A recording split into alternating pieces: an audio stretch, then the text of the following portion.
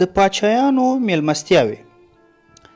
خلکو ته د ډوډۍ ورکولو همیشه سیاسي او اجتماعي مقصدونه لرلي دي. واکمنو او اشرافو له میلمستیاوو څخه د وسیلې کار اخیسته او په دې ډول یې نورو ته خپل سخاوت ورښکاره کړی دی.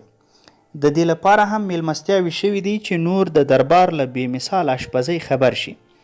په میلمستیاوو کې به په ډوډۍ سربیره ساتیري او تفریح هم وه. نه یوازې نڅا او موسیقي بلکې شعر ویل، د مداریانو لوبې او علمي بحثونه په دغو محفلونو کې دود وو. اشرافي به خپل میلمه ته پوره بندوبست کاوه. د ډول ډول خوړو په برابرولو به یې ډېرې پیسې لګولې. که به میلمه پاچا و نو کوربه به قیمتي سوغاتونه ورکول چې د بلنه یې منلې او د سر یې لوړ کړی دی. کله کله له نورو میلمنو ته هم سوغاتونه ورکول کېدل. د پاچایانو لخوا پرله پسې میلمستیاوې د هغوی له ضروري وې. نظام الملک په خپل کلاسیک اثر سیاستنامه کې لیکي چې اشرافو ته ضیافت د پاچایانو دستور و. په تیره بیا د سلطان طغرل له 1046 نه تر 1063 کاله پورې عادت و چې هر سهار به یې په درباریانو او ملازمانو خوندوره ډوډۍ خوړله.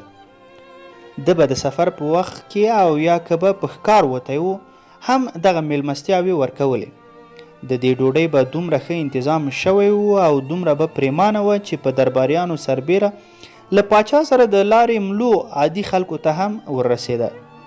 د نظام الملک په قول د ترکستان واکمن په دې پوهېدل چې خلکو ته د ښې میلمستیا ورکولو په ذریعه څنګه پر هغوی حکومت وکړي.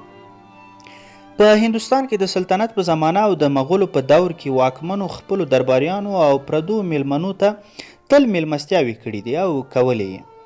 د تاریخ فیروز شاهي لیکوال ضیاءالدین برني لیکي چې دا د ډیلي د سلاطینو رواج و چې له علماو سره به یې ډوډۍ خوړه. اشراف هم په دغو میلمستیاوو سرلوړي کېدل. برني د اشرافو ترمنځ د ډوډۍ کولو په سر سیالي یاده کړې او کښلي یې دي چې دا د دوی لپاره د حیثیت او پرستیژ خبره وه. دغه مورخ لیکلی دی چې که به یو اشرافي واورېدل چې سیال یې 500 کسانو میلمانه کړي دي نو ده به 1000 کسانو ته میلمستیا وکړه چې تر هغه یې ورواړوي. د اشرافو ډېرې پیسې په میلمستیاو لګېدې او د مصارفو د پوره کولو لپاره یې له سودخورو او ملتاني سوداګرو په ډېره ګټه پیسې پورولې. د بدخرڅیو نتیجه به د دوی بېوسه کېدل او هغه د چا خبره د پولۍ ټک ته کېناستلو. تاریخ د هغې میلمستیا جزیات ثبت کړي چې د کیقباد 1280 نه 1290 کاله پورې خپل پلار بغرا خان ته کړې وه. په دې میلمستیا کې 1000 ډوله خواړه پخ شوي وو. په دې سربیره قسم قسم وچې ډوډۍ، کلچې او میټایانې هم د میلمنو مخې ته ایښې وې. ابن بطوطه چې د محمد تغلق د 1425 نه تر 1451 کلونو په وخت کې هند ته راغلی و، لیکي چې په دربار کې 2 ډوله ډوډۍ وه، یوه د اشرافو او بل د عامو خلکو لپاره. سلطان به له خپلو نږدې امراو، اشرافو او لوړ رتبه مقاماتو سره ډوډۍ خوړه. کله کله به د خپلې خوښې اشرافي ته د خاص قسم ډوډۍ ست وکړ چې دا هغه ته لوی ویاړ او عزت و. له یوه اټکل سره سم د محمد تغلق د پخلنځي ډوډۍ کابو 20,000 کسانو ته رسېده. هره ورځ لږ تر لږه 2000 غوایي او 2500 وزې او پسونه حلالېدل چې خلکو ته ډوډۍ ورسیږي. غواګانې نه حلالېدې. نورو سلاطینو هم د میلمستیاو دود پاللی دی. د سکندر لودي د 1489 او 1519 کلونو ترمنځ دیني علما او پوهان میلمانه کول، خو دغو میلمنو د سلطان مخې ته د ډوډۍ خوړلو اجازه نه لرله. دوی به خپله برخه کورونو ته ورسره وړله. سلطان به د دوی مخې ته یوازې په ډوډۍ ناسو. د مغولو په زمانه کې چې سلطنت په امپراتورۍ بدل شو، سلاطین او اشراف لا شتمن شول او مهمانۍ یې لا شانداره شوې.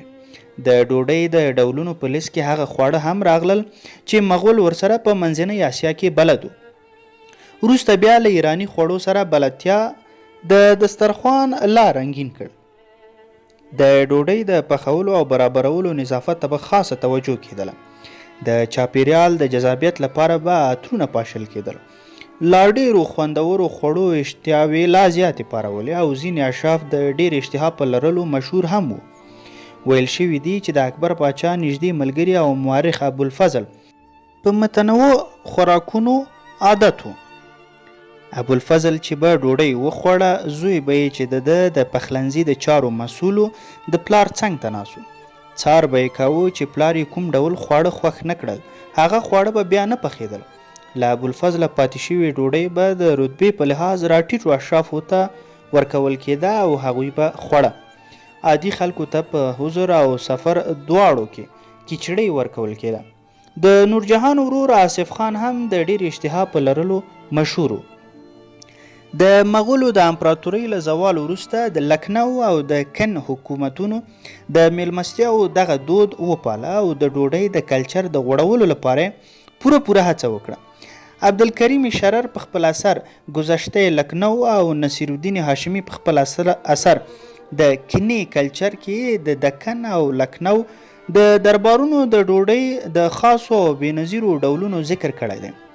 میلمستیاوې یوازې د میلمنو د خوشحالولو لپاره نه وي، بلکې له میلمنو څخه د ځان د خلاصولو لپاره هم وي. واکمنو به کله خپل مخالفان میلمانه کړل او په ډوډۍ کې به یې زهر هم ورکول. نظام الملک په سیاست نامه کې لیکلی دی چې انوشیروان د مزدک لارویانو ته میلمستیا وکړه. کله چې دوی د ډوډۍ او شرابو له څښلو وروسته پوره بېحاله شول، ټول یې تیر کړل. اورنګزیب له 1458 نه تر 1800 کلونو هم د خپل ورور شاهزاده مراد د وژلو لپاره همدا کار وکړ. مراد یې د ماښام ډوډۍ ته میلمه کړ. کله چې مراد په میلمستیا کې د ډیرو شرابو له څښلو وروسته پوره نشه شو، اورنګزیب یې د نیولو حکم وکړ او ګوالیار قلعه ته یې واستاوه. مراد هلته د قتل په تور محاکمه او اعدام شو. د بنګال واکمن علي وردي خان مرهټه لیډر باشکر او د هغه ملګري میلمانه کړل چې بیا یې وروسته ووژل.